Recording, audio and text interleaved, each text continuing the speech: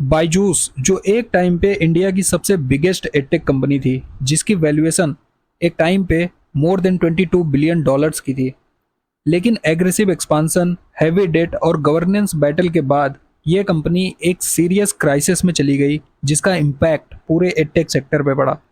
इस case study में हम स्टेप बाय स्टेप समझेंगे एग्जैक्टली क्या गलत हुआ और कौन से फाइनेंस लेसन्स इन्वेस्टर्स को सीखने चाहिए। ठीक है, तो चलिए वीडियो को शुरू करते हैं। Hi everyone, my name is Utkarsh and I welcome you all to the equity insights.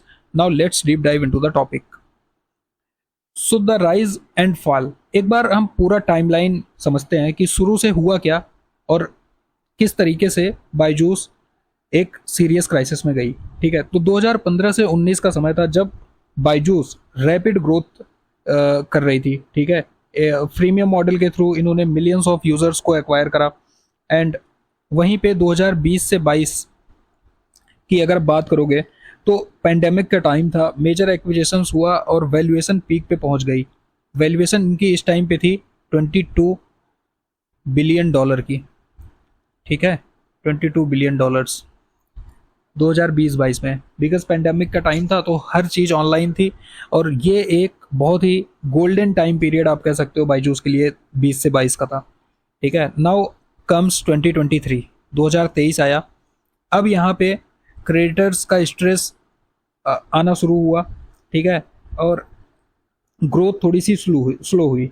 तो जब ग्रोथ स्लो हुई तो क्रेडिटर का स्ट्रेस बना, डेट प्रेशर सामने आने लगा और 2024-25 में सिचुएशन और ख़राब हो गई। Public law suits, court orders, insolvency proceedings और एसेट सेल्स एक्शन स्टार्ट हो गए। ठीक है, अब देखना आगे। जो बायजूस का ग्रोथ स्ट्रेटजी था वो काफ़ी एग्रेसिव था। ठीक है, कंपनी ने freemium to premium model use किया, हैवी मार्केटिंग कैंपेन्स चलाए और एक के बाद एक एक्विजिशंस की। अब इनके जो मेजर एक्विजिशंस थे उनमें आप देखना, आकाश एजुकेशनल सर्विसेज, ठीक है, white head junior, topper, epic और ग्रेट लर्निंग जैसे कंपनीज थी। एपिक एक US based digital reading platform था, इसको भी इन्होंने एक्वायर करा। अब यही एक रीज़न है, epic is the only reason, जब आप देखोगे आगे जो इनका केसेस चले हैं इनके, वो यूएस में भी चले हैं और साइमल्टेनियसली इंडिया में भी चला है। ठीक है, सो नाउ लेट्स, इस स्ट्रेटजी से स्केल तो फास्ट मिला लेकिन कॉम्प्लेक्सिटी भी उतनी ही फास्ट बढ़ गई। ठीक है, आगे देखना। अब 2021 में इन्होंने एक बहुत ही बड़ा ब्लंडर करा। क्या ब्लंडर करा? कंपनी ने लगभग 1.2 बिलियन डॉलर्स का लोन रेज किया एक यूएस स्पेशल पर्पस व्हीकल के थ्रू। ठीक है, ये एक तरीके का टर्म लोन होता है। ठीक है, अब अमाउंट क्या था? 1.2 बिलियन डॉलर। ठीक है, 1.2 बिलियन डॉलर इन्होंने 2021 में रेज करा, जिसका रीज़न बिल्कुल ही क्लियर नहीं था कि इस पैसे का क्या करना है और क्यों लोन ले रहे हैं हम। ठीक है, तो इन्होंने रेज किया। अब प्रॉब्लम ये थी कि जब इक्विटी फंडिंग इजीली अवेलेबल है आपके पास, तब डेट लेने का रीज़न कुछ होता ही नहीं है। ठीक है, डेट लेने का कोई रीज़न ही नहीं, सवाल ही नहीं पैदा होता, बट इन्होंने किया। बाद में फाउंडर्स ने, यहाँ पे देखना, बायजू रविंद्रन जो इसके फाउंडर थे बायजूस के, उन्होंने खुद ही एक्नॉलेज करा that it was a blunder. ठीक है, जो इन्होंने लोन लिया है, फाउंडर ने बाद में खुद एक्सेप्ट किया कि ये डिसीजन एक मेजर स्ट्रेटजिक मिस्टेक था। ठीक है, डेट का मतलब होता है fixed interest payment, repayment pressure और स्ट्रिक्ट कोविनेंट। ठीक है, आपको पैसा देना ही देना है और टाइम पे देना है। तो जब आपके पास इक्विटी के थ्रू आप पैसा रेज कर सकते हो, इक्विटी फंडिंग आपके पास अवेलेबल है, then why to go for debt? So this was one of the major challenge, और यही आप कह सकते हो, यहीं से इनका सारा कार्यक्रम चालू हुआ बर्बादी का। ठीक है, अब the cash flow mystery. Debt problem के साथ एक और सीरियस इशू सामने आया। एलिगेशन लगे कि लगभग 533 million dollars 533 million dollars different special purpose vehicle के थ्रू रूट किए गए हैं। रूट किए गए मतलब एक तो लोन लिया है इन्होंने, अब दूसरा उसको रूट किया है अलग अलग चैनल्स के थ्रू। ठीक है, लेंडर्स और सब्सिडरीज ने क्लेम किया कि ये ट्रांसफर इम्प्रॉपर या अनऑथराइज थे।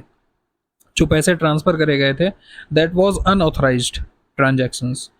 ठीक है, इसके बाद यूएस और इंडिया दोनों जगह लॉ सूट्स फाइल हुए, एसेट फ्रीज करना स्टार्ट कर दिया इनका, और एक मेजर गवर्नेंस क्राइसिस क्रिएट हो गया। यहाँ पे तो ब्लंडर ही हो गया पूरी तरीके से।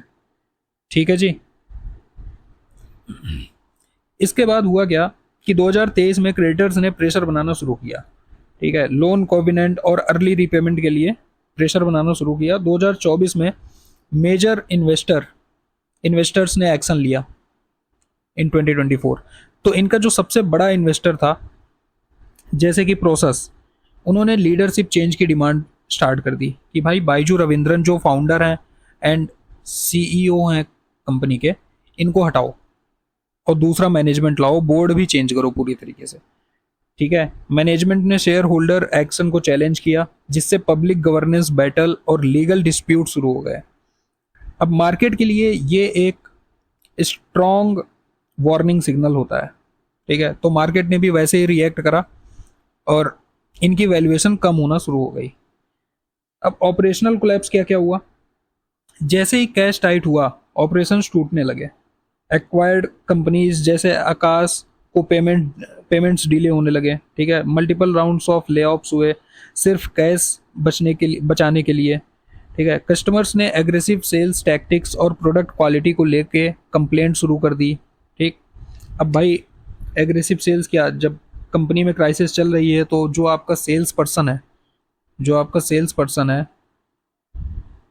उस पर प्रेशर आएगा। आप उसको प्रेशराइज कर रहे हो कि यार ज़बरदस्ती सेल्स कर दो। ठीक है, तो कस्टमर का कंप्लेंट आना शुरू हो गया, कस्टमर का ट्रस्ट खत्म हुआ। ठीक है, सो एक्विजिशन से जो सिनर्जीज प्रॉमिस की गई थी वो कभी मेटेरियलाइज ही नहीं हुई। ठीक, मेटेरियलाइज इन द सेंस कि आप एड्स दिखा करके बड़े बड़े वादे कर रहे हो, बट जब बात कर रहे हैं ऑन ग्राउंड की तो कुछ भी नहीं है। ठीक है, तो यहाँ से क्या हुआ, कस्टमर का ट्रस्ट खत्म हो गया, कस्टमर ट्रस्ट बिल्कुल ही खत्म हो गया। ये इनके लिए एक और बड़ा चैलेंज हो गया। ठीक है, अब इनका लीगल बैटल स्टार्ट हो चुका था, लीगल वॉरफेयर। ठीक है, मल्टीपल फ्रंट्स पे वो भी बायजूस एक टाइम पे मल्टीपल लीगल बैटल्स फाइट कर रहा था। जैसे पहला लीगल बैटल जो इनका था वो था स्पॉन्सरशिप डिस्प्यूट। बीसीसीआई ने अनपेड स्पॉन्सरशिप पेमेंट्स के लिए लीगल एक्शन लिया। इन्होंने बोला कि भाई हमने जो इनका स्पॉन्सर करा हुआ है, ठीक है, इनका जो प्रचार प्रसार किया हुआ है क्रिकेट मैच में, उसकी पेमेंट हमारे पास नहीं आई है अभी तक, तो उसके लिए बीसीसीआई ने लीगल एक्शन लिया। इसके अलावा इंसॉल्वेंसी प्रोसीडिंग्स चालू हो गई। लेंडर्स ने एनसीएलटी के थ्रू इंसॉल्वेंसी प्रोसीडिंग्स स्टार्ट की। ठीक, लेंडर्स मतलब जिन्होंने इनको पैसे दिए थे, उन्होंने बोला कि भाई इंसॉल्वेंट करो कंपनी को और हमारे पैसे हमको वापस करो। इसके अलावा कोर्ट रूलिंग, सुप्रीम कोर्ट ने एनक्लैट के रूलिंग्स ने सेटलमेंट्स और रीस्ट्रक्चरिंग ऑप्शंस को लिमिट कर दिया। ठीक है, कि भाई अब सेटलमेंट नहीं होगा, ना रीस्ट्रक्चरिंग होगी कोई, अब तो सीधा एक्शन होगा। एसेट सेल्स और रिजोल्यूशन प्रोसेस इनिशिएट हो गया। अब यहाँ पे कोर्ट ने बोल दिया कि एसेट सेल्स करो और रिजॉल्व करो चीज़ों को।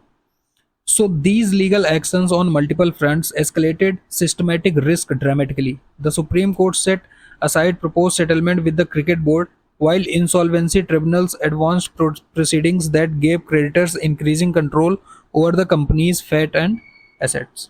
ठीक है, सीधा सीधा बोल दिया कि भाई कोई समझौता नहीं होगा, अब कंपनी इंसॉल्वेंट होगी।